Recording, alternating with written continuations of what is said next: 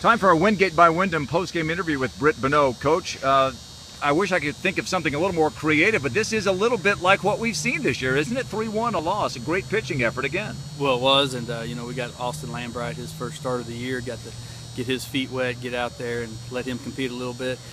What it came down to tonight is 2 outs, 2-out hitting, and they beat us on that. All the runs scored tonight were on 2 outs. Both teams? Both teams, and we had nobody on with 2 outs in both their innings that they scored, and we just got to make the plays behind our pitchers to stop that.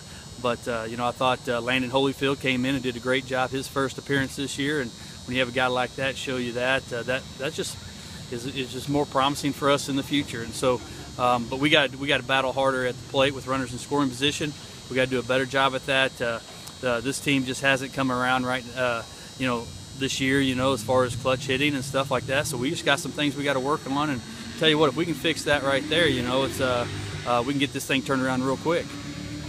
If you were struggling, I don't know if you've ever thought about this or if there's an obvious answer. If you're struggling one or the other, would you rather be struggling hitting or pitching, or does it not matter? Well, pitching always keeps you in the ballgame. So even if you're not hitting, you can always get a flare that scores a run. And I tell you what, our pitchers have done a fine job so far this year. But today we have to buckle up with 2 outs, and that's something we can learn from, and something Austin can learn from today. I thought the freshman kid from Mansfield pitched really well. I thought he kept you guys off balance at times. But let's talk about your lefty, Lambright.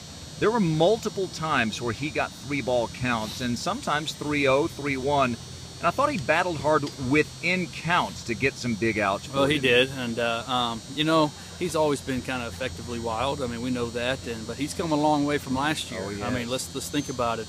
He gave us some 4 strong innings, and that's big for him.